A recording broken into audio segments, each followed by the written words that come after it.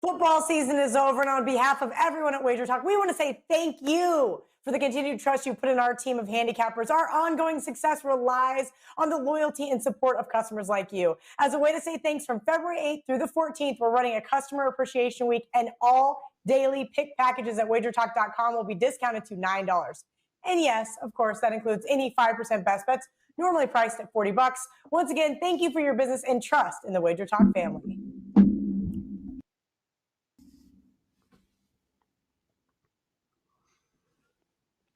Hi, guys. Welcome back here to WagerTalk TV. It is puck time. I'm Andrew McInnis, your host, joined by Carmine Bianco and Dave Koken. Guys, let's get the elephant out of the room. We know what yesterday was, the big Super Bowl. Carm, we'll get your thoughts on it. Obviously, this is a hockey show, so we can get your thoughts on the hockey weekend as well. What's up? Hey, it was, what a game. I think that a ton of people loved KC. Some on this show didn't, and like Tampa Bay, and you'll hear from Dave coming on back. Yes, but it was an action-packed weekend. A lot of good games and some controversial plays in some of these NHL games, especially one yesterday, which we'll talk about later on when we preview one of those games. But pretty much, it was for me. It was I think overall Friday to Sunday was very good at WagerTalk. I'm still right up there. I think first or second overall. But NHL Friday was great. NHL on Saturday not so great. Soccer wise, I didn't lose a game on the weekend. Every single play hit. Had a couple that pushed. I think it was 6-0-2, and just it's been a monster year there. I'm just hoping that the NHL catches up to my soccer. And tennis kicked off, Andrew. As you know, we did a Australian Open preview, and I've got a couple winners right out of the gate already last night in singles action. So looking forward to an action-packed week ahead. Good stuff there from Carmen. Man, love to hear that. Every single soccer bet hit. You just say that so casually, Carmen, just so confidently and casually, and that's how it should be, and you love to hear it. Dave, I don't really know what other action you were on this weekend. I do know that you had a winner for a free play video that I did watch on the Super Bowl. And one thing I want to point out that you mentioned, I think everyone can admire how many times you told everyone watching your video, it's just another game. But Dave, you got the win, man. Congratulations. Yeah, but it was just another game. It was easier than I thought. I thought the offensive line problems for Kansas City were the biggest factor going in, and they were the biggest factor, so I got that right. That's about all I got right. The rest of the weekend was not particularly good, so we'll try and get things straightened out tonight. Well, let's do it, guys, and let's get right into it here on the show. Today we are talking the Battle of New York, the Rangers and the Islanders going head-to-head, the Hurricanes, the Blue Jackets, the Lightning, and the Predators. We're going to talk a little bit of Maple Leafs and Canucks, and of course, Arizona and St. Louis, as they feel like they've probably been playing the same teams for just over a week now. That'll be their fourth game in a row facing each other, guys. So without further ado, let's dive right into our first game. It's the Battle of New York, the Islanders and the Rangers here. A pretty tight price here. Rangers are short favorites. And Carm, I'm going to go to you first. Yeah, this is like the ugliest game on the night, unless you're a New York fan. These teams played on opening night. If you remember, I think they played a couple tilts, but it was the only game I think that Georgiev has won so far. He's been 0-3 since, and I think he's supposed to start tonight. He hasn't been that great, but he shut out the Isles first game. There's a lot of I'm leaning to the under here, Andrew, and it's mainly because there's a lot of numbers that sort of support it. At least as you're looking at how these teams have played so far. The Rangers are 6-3-1 to the under. Their last 10 games. Isles are 7-3 to the under. The last 10 meetings, 6-2-2 to the under. It's just one of those things where the Rangers are actually playing much better hockey right now. And I think because of that, you can sort of make a case that this is going to be one of those traditional Rangers, Isles, tight checking, hitting, emotional type games.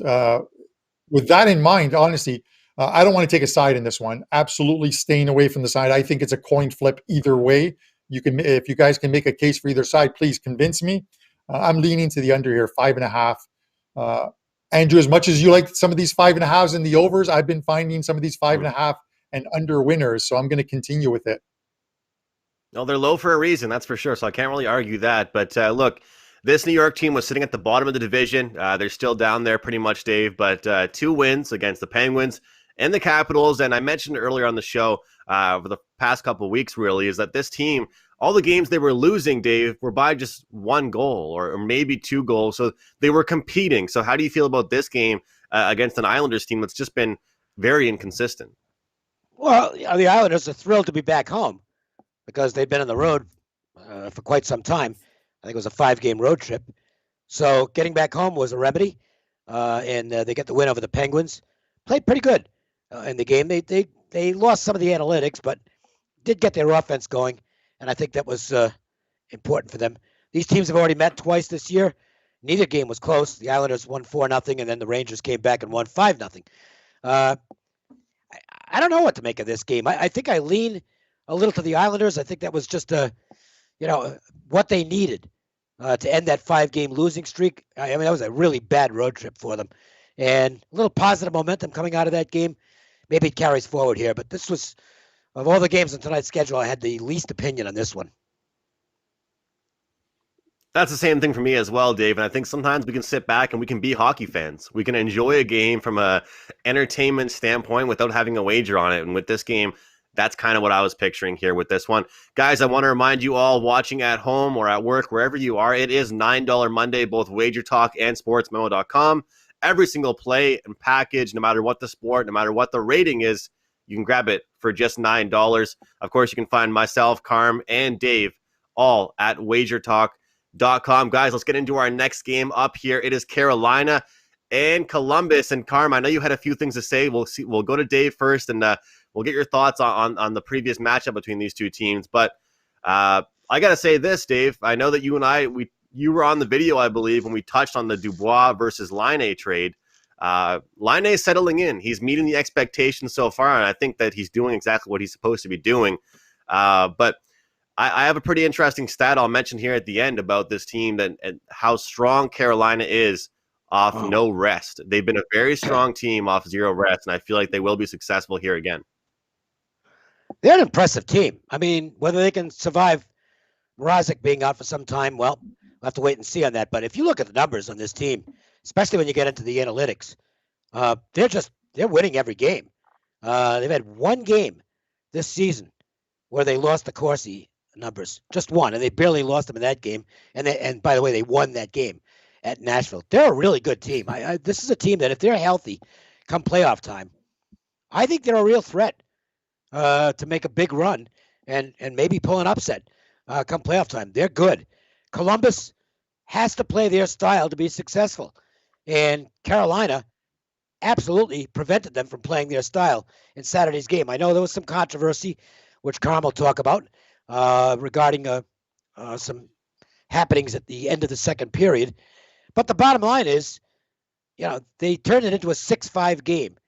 And if you'd have told me going in, well, there's going to be 11 goals scored between Carolina and Columbus, I'd have been all over Carolina because they're going to win those types of games against the Columbus Blue Jackets. I think they'll be able to force their pace again here. And if they're able to do so, they're probably going to win again. Good stuff there from Dave. Carmine, this Hurricanes team is 20-6 their last 26 games off no games of rest or no days of rest. So they've really responded well to a little bit of fatigue. Does that play any factor to you? This early in the season, no. If we were probably halfway through it, or we were at like the 25 or 30 game part of the season, excuse me, not as much.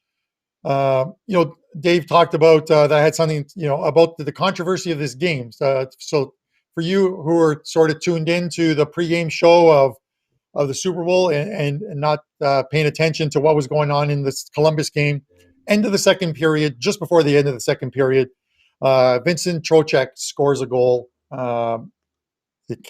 Columbus challenges offside. So obviously the ref and linesmen go there, put on their headsets. They're talking to Toronto or whoever, and they come back out of that and call it a goal, and then assess Columbus a 2-minute delay of game.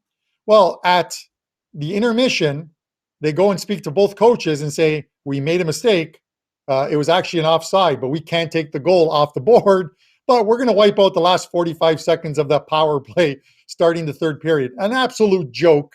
While some of us might not like video review, they have it in soccer, VAR, they have it here.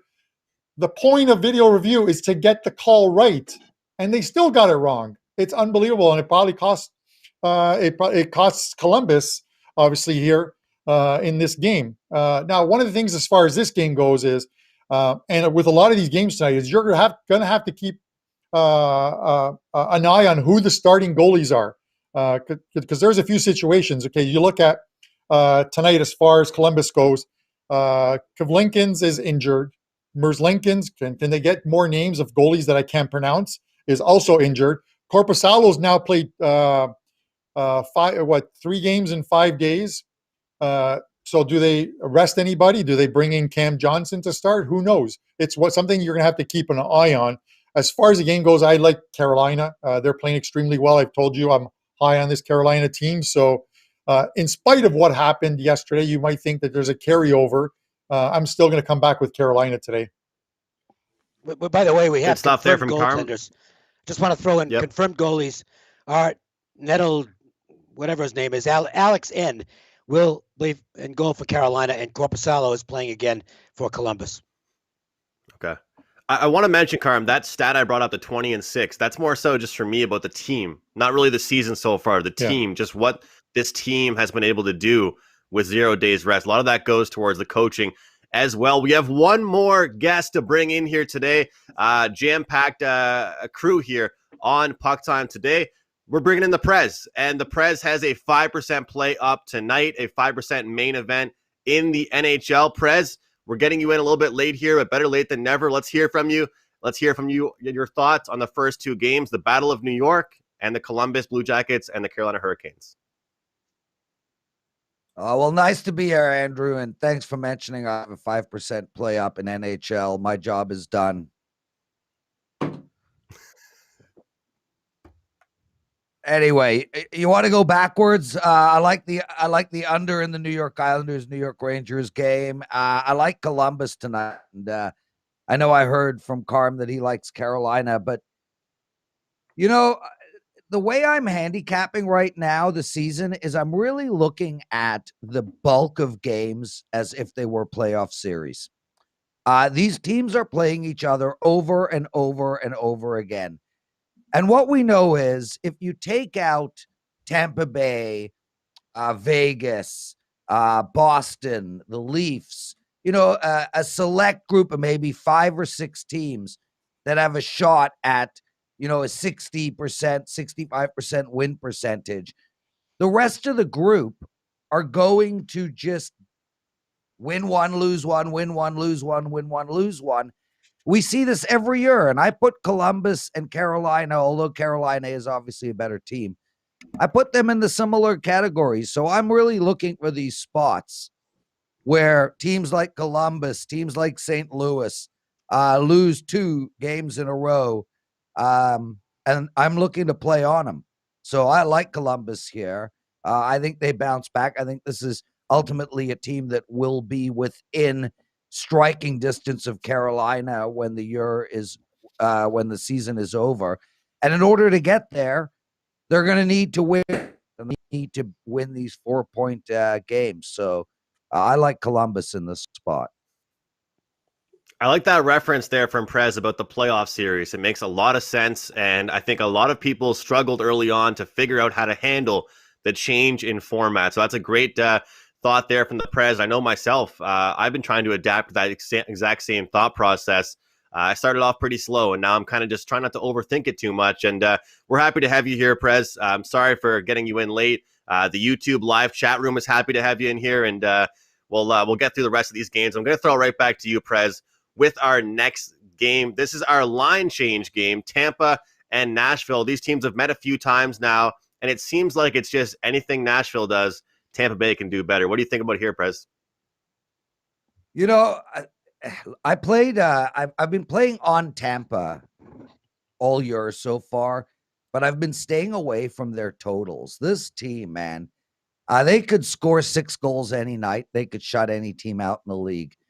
When you look at this, you gotta play the minus 160 or take Tampa Bay in regulation and call it a day. I think them and Colorado are the best teams in hockey, and I think Tampa Bay might be better because just so well balanced on both sides of the ice. Nashville, I think this team is slowly falling apart in front of our eyes. So I like Tampa Bay in regulation and at minus 160, but I'm going to stay away from Tampa Bay minus 1.5 tonight. Dave, I've been telling people if they're struggling in the NHL, just don't overthink it.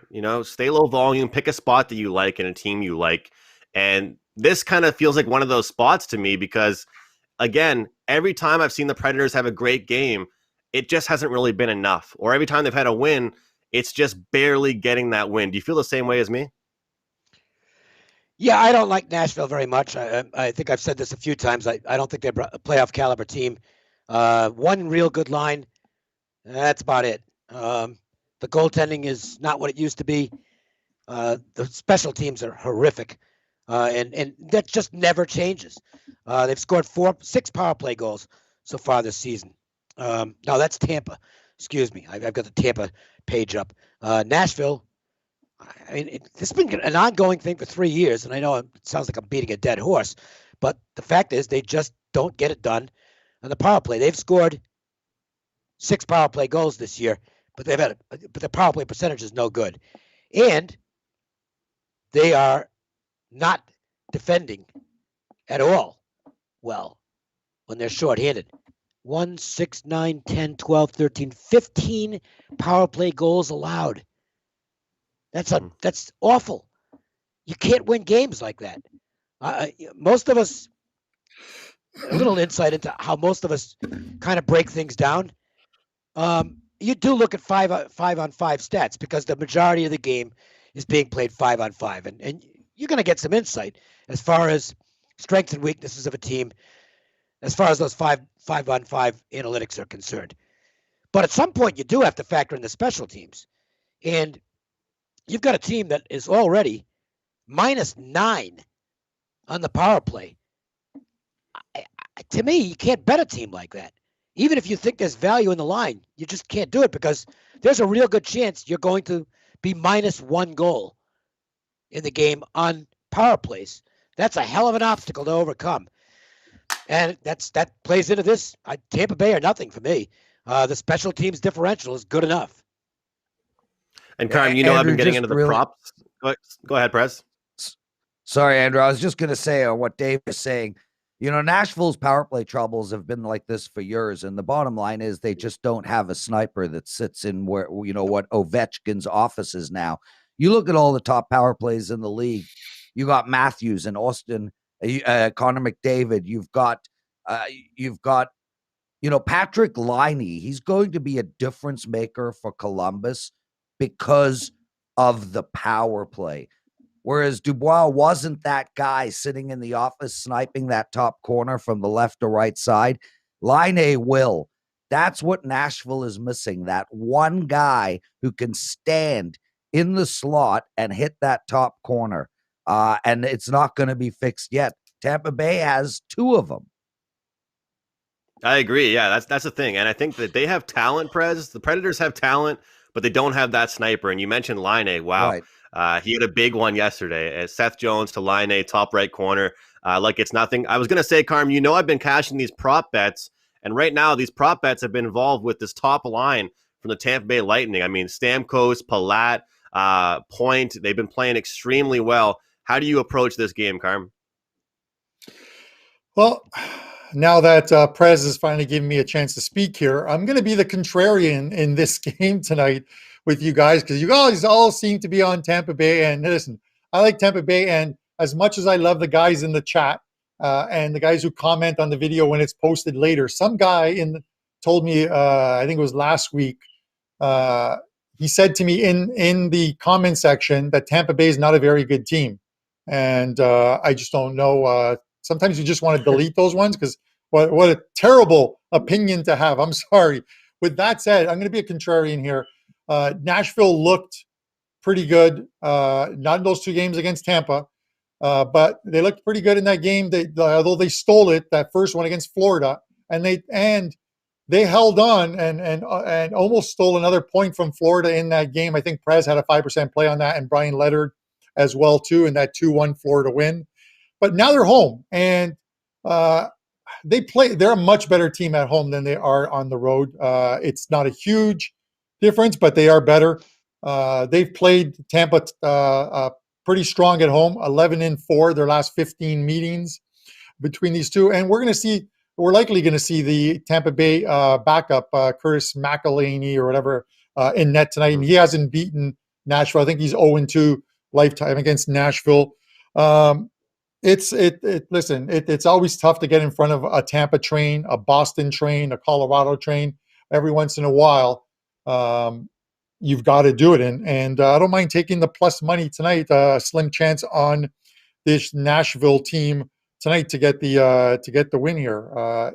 It's the contrarian play, but I'm going to do it. You look at Tampa's games on the road, 3 games on the road thus far into the season, and 1 OT win over Columbus 3-2, and then 2 losses, 5-2 against Columbus and a 1-0 OT loss to Carolina. I'm not saying that they're a terrible team on the road. By far, that is not what I'm saying here. I'm just saying they could be ripe for the picking, and I'll take the plus money here. Well, Carm, let me ask you this, just quick answer from you. But if you like Nashville, does that mean you 100% like the under as well? I mean, I can't see them winning a shootout type game. Yeah, absolutely. The total here, I think, is 5.5. I think a lot of people were looking at the totals in the Tampa game, at looking at unders in those ones, and I think they both finished with 7 goals in them. They both went over the total, but with Tampa doing the bulk of the scoring 9 of the 15 or 14 goals that were scored over those 2 games. But I took the under in the last game, and I believe I made that a show best bet on Friday. The Nashville, Florida under 6, and after they scored 11 the night before, and that was a 2-1 final. So I would look at the under here, 5.5.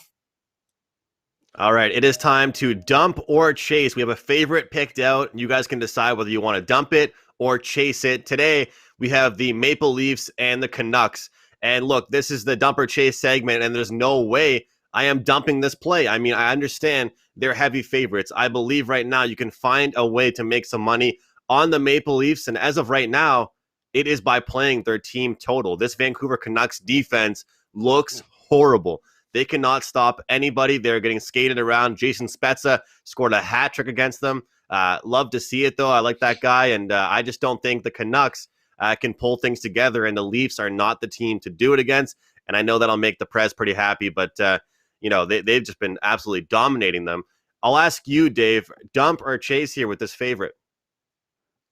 You know what the number 31, the significance of the number 31 is here? That's the least number of shots on goal the Canucks have surrendered in any game this season. That's pretty bad. I mean, look, shots on goal aren't the be-all, end-all. It's not like it's the only stat that matters, but it is a telling stat. And, I mean, it's just unbelievable, especially when you've got goaltending that would be, I think, qualifies as suspect. Holtby's seen better days. Demko, we'll call him inconsistent. He can be really good at times and terrible at times. But the bottom line is, I don't care who's in goal. If you're giving up, I got that wrong, by the way. Actually, they had one game against the Jets where they only gave up 24 shots on goal.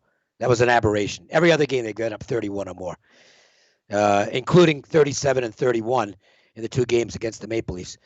You can't do that with it speaks volumes about their defense, and you can't do that with their goaltending.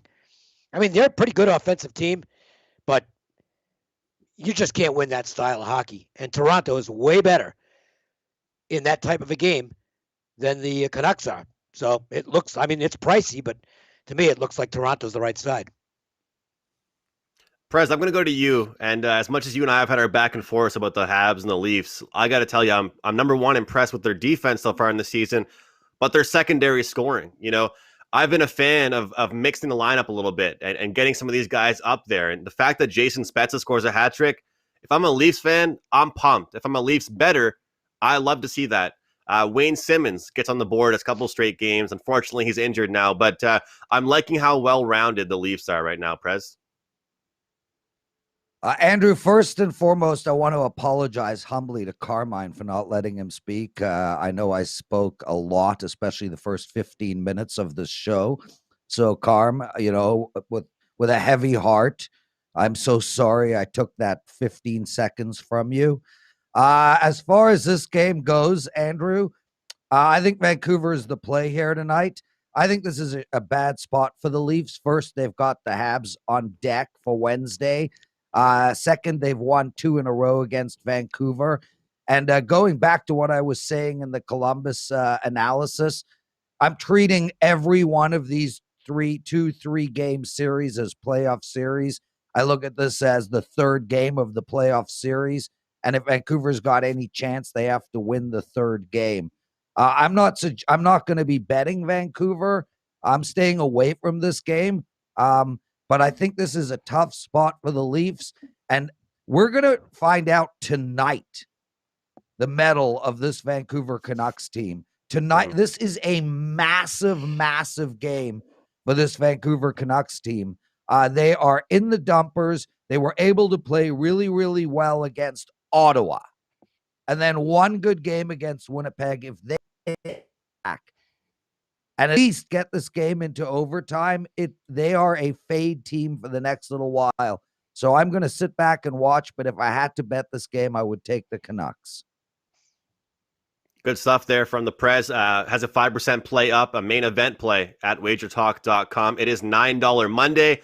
That play is listed. Every single rated play, guys, 3%, 4%, or 5%, all just $9 today at WagerTalk.com. And yeah, it's a great point you mentioned there. And I think that the interesting thing is I'm not looking to run to the window, maybe walk to the window to bet the Leafs tonight. But like I said, if I'm playing them, it's not going to time into a parlay. It's not going to be on the puck line. It will be on their team total just because of how weak the Vancouver Canucks defense has looked. I believe if Vancouver wins, they have to score 4 goals. They have to get goals in bunches. Guys, let's skip right ahead here and get into best bets for the show. And we can go over what all of us have up at WagerTalk.com. And Carm, we're going to start with you. All right. I guess I'm not commenting on the Leafs-Toronto game, the Leafs-Vancouver game. Sorry. Go ahead. Okay. So well, we can get to the best bet segment. I just knew you were wanted to next for comment on the fact something. that, I knew you were next for something. yeah.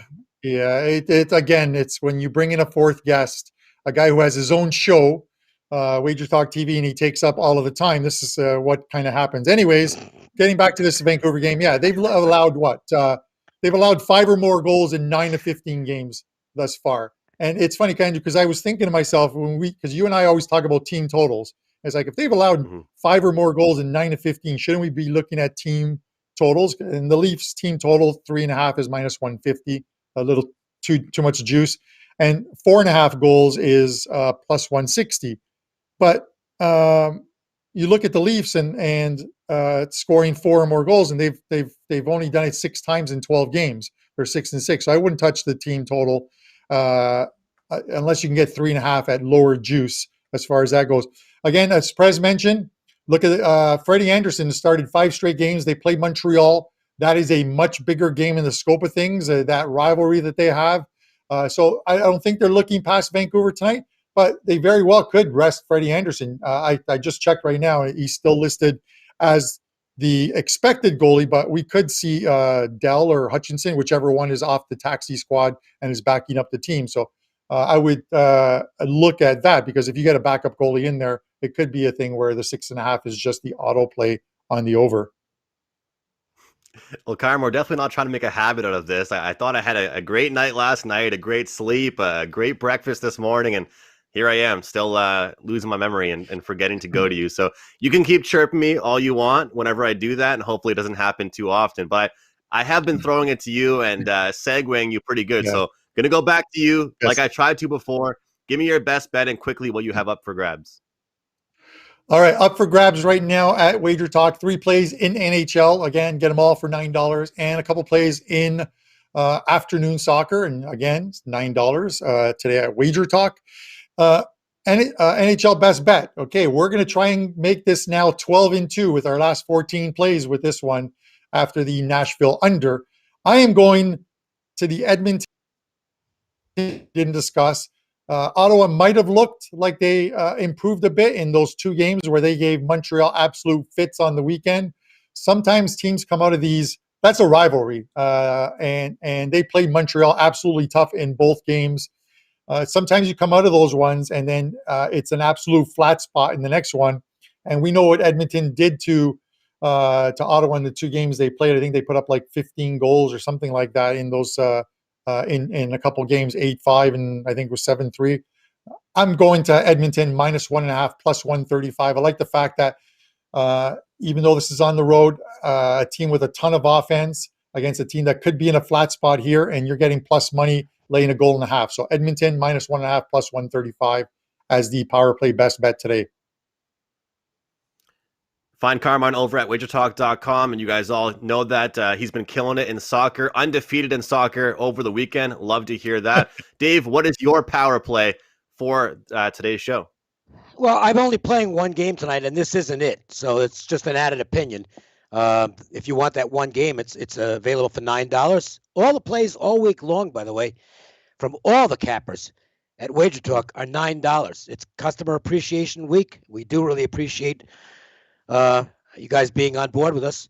So every play all week long, $9. I've got 1 tonight that I think is worthwhile.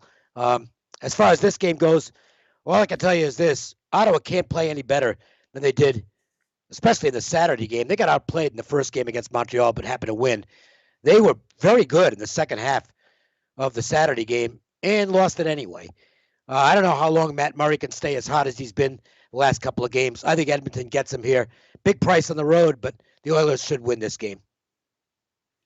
Yeah, I don't think Matt Murray is getting too much revenge tonight against his team. I think that's going to be the exact same story. Prez, what about you? Show best bet, and of course, you're 5%, but any other action for you, NBA, college, or anything like that? I got 2 NBA plays up. My 5% main event tonight. I won my 5% in hockey on Friday. And as for a best bet, Andrew, I like the under in the New York Islanders, New York Rangers game. Both teams are playing almost every night to the under. Stone cold 3 and 7 to the under for both. And what I really like is that the New York Islanders, they did win their last game, but they're coming off of a terrible stretch. And when a team needs to turn their season around, when a team needs to turn their momentum around, that team needs to go back to how they define their play of hockey. And the New York Islanders define their play of hockey as winning 3-1 games. I predict a 3-1 game. All right, guys, don't forget to grab Prez's 5% pick up at WagerTalk.com. And just like Dave mentioned, it is Customer Appreciation Week. So not just today, you'll get a discounted price. You'll get a discounted price all week long. I'm going to go with the Carolina Hurricanes for my best bet here on the show. I understand the price isn't extremely low, but I think it is reasonable and it makes a lot of sense. I love this rest angle I found, but I like an angle like this. I understand Carmine mentioned how that game panned out yesterday. But look, if Columbus is going to score 5 and lose a game, if they're going to come that close, if they're going to compete like that, I believe that Carolina is the better team. They will play better on the second half of the back-to-back. They will play better defensively, and they will get this done in low-scoring fashion. I predict something like a 3-2, 3-1 type of game here in favor of the Carolina Hurricanes. As far as packages up for me right now, currently number 1 handicapper all sports last 7 days at WagerTalk, number 1 NHL last 10 days at WagerTalk. I have a full access package up for just $9 for NHL. That includes 3 plays plus any props I might have. And for all of you guys out there that buy the packages from me, the props get released a little bit later until they're a little more widely available. They include goals and point props. Anything else I will just tweet out because they aren't too widely available to every single person at their certain website. But best bet for me, guys, is the Carolina Hurricanes. I want to thank you guys all so much for tuning in every single day. Happy Monday to you guys. Best of luck. We hope you enjoyed the big game yesterday and made some money. The power plays are listed on the screen. We have the Oilers, Rangers, Islanders under, and of course, my bet, the Hurricanes on the money line. Thanks a lot, guys. We'll see you tomorrow right here for Puck Time. Each and every Monday is $9 Monday at WagerTalk.com. All daily picks packages are priced at only $9, including $40 5% best bets. As an added bonus, all new users will receive $25 in wager bucks credited to their accounts, available for immediate use after their initial $9 Monday purchase. So make sure to take advantage of $9 Mondays at WagerTalk.com.